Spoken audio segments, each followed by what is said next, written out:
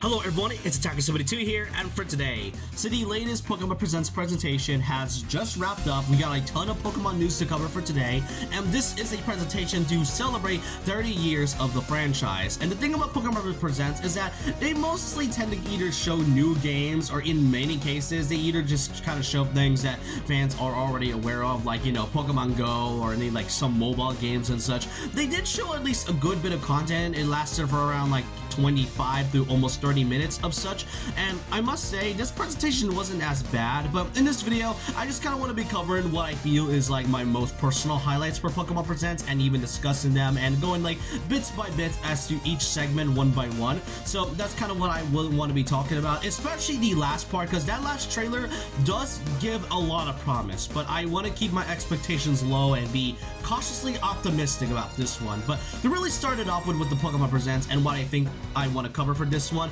This one, we got to talk about Pokemon Fire Red and Leaf Green. It is currently now out for both the Nintendo Switch and the Nintendo Switch 2. And the reason why I'm even covering this is because it doesn't really help from the fact that, as I said from that one Pokemon video, it was already accidentally revealed beforehand. So they decided to kind of just show the trailer before they showed this off in this presentation, and after that the reception, as I talked about in that video, was already divided due to the pricing, how you could easily pirate it, whether it's worth the price of $20. It honestly doesn't matter, but from what they've shown off, it is going to be compatible with Pokemon Home. So it does pretty much confirm the fact that the only reason why it was $20, to my suspicion, was because it was being compatible with Pokemon Home, as well as other titles like Pokémon Champions, as well, and also Pokemon Scarlet Violet and ZA. So I can see why it was $20, but I'm not really too sure if this is like a day one purchase for me. If you want to get Pokemon Fire Red and Leaf Green, that's your choice. I'm not really gonna bother you about it. But after speaking of Champions, yeah, they showed up a bit of a trailer for Champions. This shows off basically the release date and what the gameplay is all about, and not really much I could say other than an official release date. For the Switch version, it will be releasing on April of 2026, so about a couple months as of recording of this video. And afterwards, there will be a mobile version that will be releasing simultaneously all around the world sometime this year. Pokemon Champions does look good. I'm not really into games like this, but I am kind of intrigued by the gameplay and the premise of it. I think they've already shown like newer characters already for Champions. I'm not really too sure, but I kind of want to cover it because this is a game that we haven't really heard in a while. So yeah, Pokemon Champions, that's another thing I want to talk about. Next up, we got news about the upcoming next GameCube title being added to the GameCube Classics for Switch 2 Online.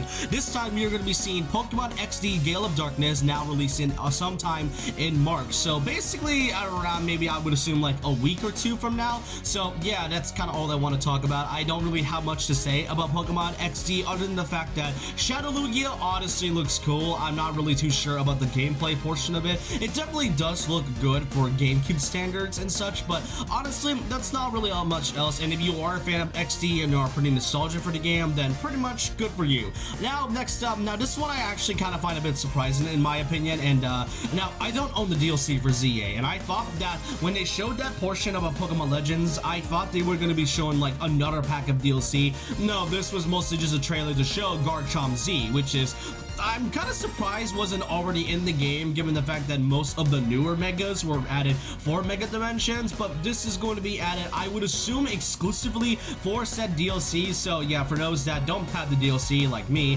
then you aren't likely going to be getting Mega Garchomp Z. I'm kind of surprised, as I said, that this Mega Evolution wasn't already in the game, since we've already got things like Mega Lucario Z and Mega Absol Z, but I don't mind, I guess. And now we get to Pokemon Pokepedia. Now, I've been kind of skeptical about this game ever since it was announced in last year's September, the Nintendo Direct, and with this one, I must say, I do kind of like the mixture of Pokemon and Life Simulator games, but the thing about why I feel so skeptical is whether or not this game actually is going to be great. The thing about Pokepedia is that having a mixture of Life Simulators and Pokemon is honestly such a nice idea, and they did show up some new concepts, kind of like, you know, hiding as different objects and, you know, building things with other people online.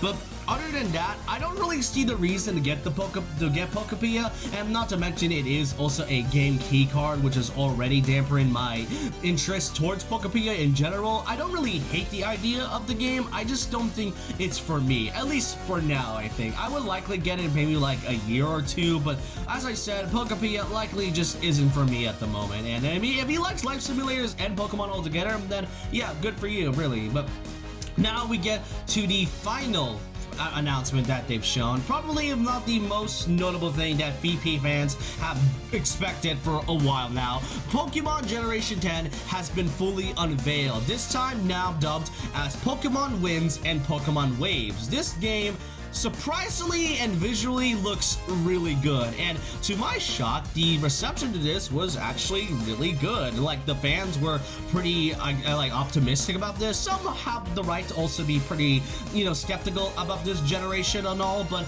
honestly, from what I've seen, this new version, or more so this new generation, visually looks pleasing to look at. Now, personally, I am going to be keeping my expectations low about this and to be cautiously optimistic about this new generation. As we know what happened with Generation 9 with Scarlet and Violet, that game was pandered so badly because of how many glitches and lots of bugs that the game even had. Like, I remember that I played Scarlet and Violet and I literally crashed like midway through the game when I was riding on Koraidon, and that's literally what happened with Scarlet and Violet. That's like one of the bigger issues. It wasn't able to run well, and it just had so many issues that fans are rightfully mad about. I still enjoy Scarlet and Violet, but the bugs and issues, that can never be forgotten.